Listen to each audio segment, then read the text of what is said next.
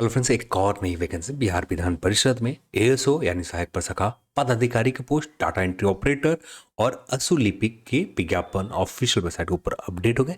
इस वीडियो में बात करेंगे इन विज्ञापन के ऊपर, फॉर्म कब से कब तक अप्लाई होंगे, एलिजिबिलिटी क्राइटेरिया और इसके सिलेबस क्या है, इसके ऊपर हम लोग इस वीडियो में बात करें। चैनल पर नए हैं तो चैनल को सब्सक्राइब कर लें और इस वीडियो को आप अपने दोस्तों के साथ शेयर जरूर करें। रिक्रूटमेंट सेक्शन में जैसे ही आते हैं तो ये आपको विज्ञापन मिल जाएंगे। विज्ञापन नंबर जो है 2024 सहायक प्रशाखा पदाधिकारी यानी ASO, data entry operator, DO, असुलिपिक के रिक्त पदों पर सीधी भर्ती। और ये रहा आपके सामने ऑफिशियल डिटेल एडवर्टाइजमेंट, जहां पर आप देख सकते हैं सहायक प्रशाखा पदाधिकारी एएसओ का विज्ञापन है, data entry DO data entry operator का विज्ञापन है और ये स्टेनोग्राफर सचिव वर्ग के असुलिपिक का पोस्ट के ऊपर विज्ञापन है। फॉर्म अप्लाई जो स्टार्ट हो रहे हैं 12 मार्च से फॉर्म अप्लाई स्टार्ट हो जाए। फी भी भुगतान करने की तिथि जो है 12 मार्च से फॉर्म के फी भुगतान स्टार्ट हो जाएंगे। और ये आवेदन करने की और फी भुगतान करने की जो लास्ट तिथि है, लास्ट डेट है, ये स्टार्ट होंगे 2 अप्रैल, सॉरी आखिरी तिथि है 2 अप्रैल 2024 के लास्ट डेट है। और आपके पास करीब करीब 15 दिन के समय, 15 दिन से ज़्यादा समय फॉर्म अप्लाई करने के लिए। तो ये आपके सामने फॉर्म अप्लाई करने के इंपॉर्टेंट डेट हो गए। अप्लाई करने के संबंधित कुछ बेसिक जानकारी दे दी गए जो आप यहाँ पर देख लें। और यहाँ पर किसी भी तरीके के आपको फॉर्म आवेदन करने में कोई भी परेशानी आती है तो हेल्पलाइन नंबर भी यहाँ पर दे दी गए। सुबह 10 बजे से लेकर शाम 5 बजे तक यहाँ पर इस हेल्पलाइन नंबर पर आप जाकर बात करके अपनी जो इशू है, इन इशू को रिजॉल्व करवा सकते हैं। तो ये हो गए। फिर अगले पेज में हम आते हैं तो यहाँ पर ये बिहार विधानसभा विज्ञापन के फॉर्म अप्लाई करने की तिथि दिया हुआ, सेम उसी तरह से रिपीट किया गया। अब सहायक प्रशाखा पदाधिकारी डाटा एंट्री ऑपरेटर असुलिपिक के पद को लेकर यहाँ पर कौन से कैटेगरी में कितने पद है ये देख सकते हैं। टोटल वैकेंसीज यहाँ पर सहायक प्रशाखा पदाधिकारी 19 यहाँ पर कुल वैकेंसीज है। टोटल वैकेंसीज, कुल पदों की संख्या यहाँ पर 19 है। और यहाँ पर यदि बात करें 4 सीट है अनरिजर्व कैटेगरी के लिए। अब यहाँ पर बैकलॉग एक भी नहीं है। और 1 सीट और है जो किसी और कैटेगरी के लिए होंगे। हाँ, 35% फीमेल के लिए है। ये 1 सीट फीमेल के लिए रिजर्व रखे हैं और तो 3 मेल कैटेगरी के लिए और 1 फीमेल के लिए, टोटल 4 सीट यहाँ पर अनरिजर्व कैटेगरी के लिए है। एससी के लिए बात करें, एससी में 3 सीट तो मेल के लिए है, 1 सीट फीमेल के लिए और टोटल यहाँ पर 3 सीट यहाँ पर हो गए एससी कैटेगरी के टोटल। एसटी के लिए बात करें तो एसटी का ये वैकेंसीज, एक भी वैकेंसीज यहाँ पर एसटी कैटेगरी में नहीं है। ईबीसी की बात करें तो ईबीसी में आपको वैकेंसीज, टोटल वैकेंसीज आप देखें तो 6 वैकेंसीज टोटल है, जिनमें से 2 वैकेंसीज मेल के लिए, 1 वैकेंसीज फीमेल के लिए। जो बैकलॉग है यहाँ पर, जो फीमेल के लिए वैकेंसीज, सॉरी यहाँ पर 5 वैकेंसीज है टोटल। यहाँ पर 5 वैकेंसीज मेल के लिए, 2 वैकेंसीज यहाँ पर फीमेल के लिए और 1 वैकेंसीज बैकलॉग है। तो टोटल यहाँ पर वैकेंसीज 5 1 6 वैकेंसीज है एएसओ में। और पिछड़े वर्ग के लिए बीसी कैटेगरी के लिए 3 है मेल कैटेगरी के लिए और 1 फीमेल के लिए और टोटल वैकेंसीज 3 है।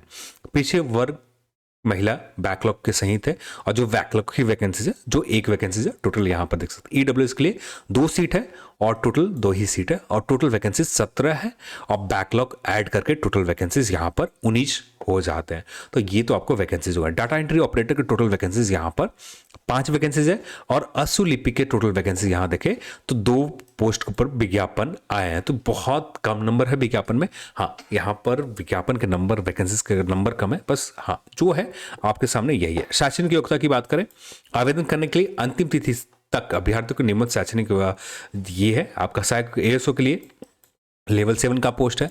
राज्य के केंद्र सरकार मान्यता प्राप्त से विश्वविद्यालय से स्नातक आपने किसी भी कर रखा है तो आप इस पोस्ट के लिए एलिजिबल रहेंगे। तो साथ में यहाँ पर हिंदी टंकन, हिंदी टाइपिंग और अंग्रेजी टाइपिंग 30 शब्द प्रति मिनट के साथ ये भी होना चाहिए, तब जाकर आप इस पोस्ट के लिए, यानी बिहार विधानसभा में देखें तो वहाँ पर आपको इस तरह क्राइटेरिया नहीं थे, पर यहाँ पर इस तरह क्राइटेरिया दिए गए हैं। तो ये चीज़ आपको ध्यान रखना। और साथ में आपको AICTC और कंप्यूटर का आपके पास बेसिक प्रमाण पत्र होनी चाहिए, तब जाकर आप इस पोस्ट के लिए एलिजिबल रहेंगे।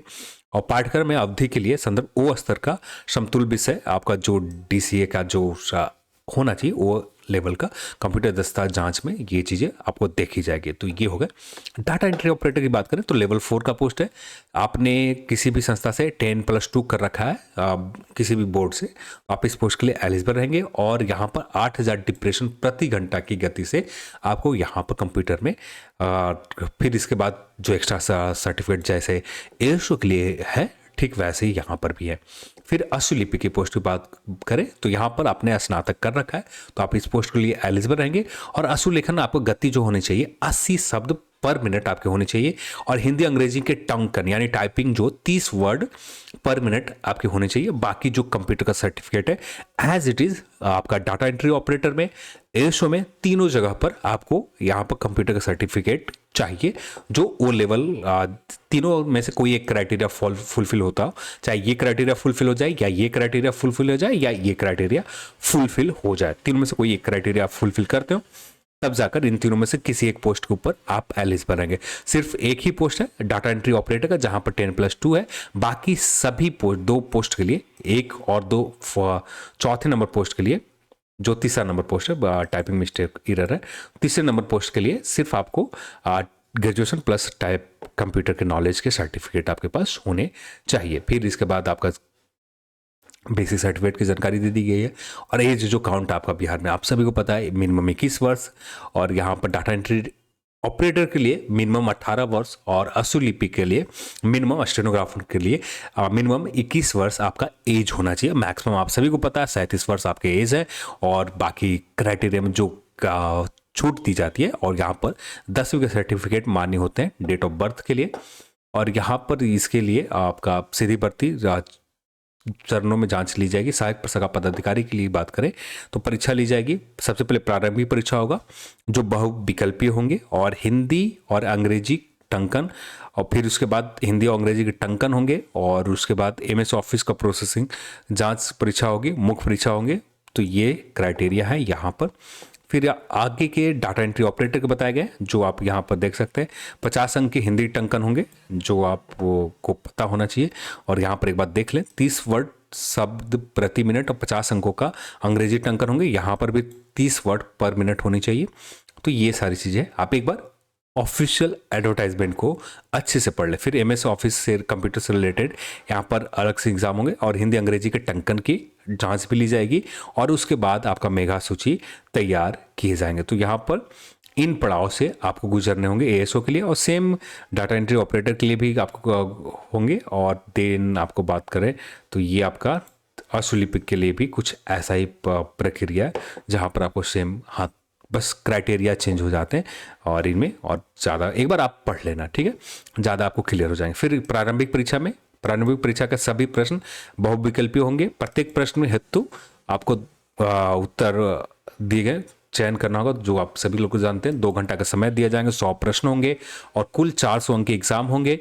4 अंक एक सही करने पर। और प्रारंभिक परीक्षा के भाषा माध्यम हिंदी और अंग्रेजी होगी। यदि अंग्रेजी में प्रश्न कोई भिन्नता होगी तो अंग्रेजी प्रश्न ही मान्य होगा। तो ये चीजें आप देख लें। फिर समान अध्ययन के 40 प्रश्न होंगे, समान विज्ञान और गणित से 30 प्रश्न होंगे, और रीजनिंग से 30 प्रश्न होंगे। तो ये आपका सिलेबस होगा समान ASO इन तीनों एग्जामों के लिए। फिर आगे के लेकर बेसिक जानकारी दे दी गई है जो सिलेबस के ऊपर यहाँ पर है। समसामयिक घटना है, भारत के इतिहास जो बिहार SSC CGL में देखते हैं, या ASO के लेकर जितने भी एग्जाम है सभी का सिलेबस कुछ इसी तरह से है। समान विज्ञान गणित का यहाँ पर पेपर में सिलेबस बता दिए गए जो 10वें स्तर के होंगे। फिर रीजनिंग के सिलेबस यहाँ पर दे दिए गए। फिर यहाँ पर मुख्य परीक्षा में, उसके बाद मुख्य परीक्षा लिए जाएंगे।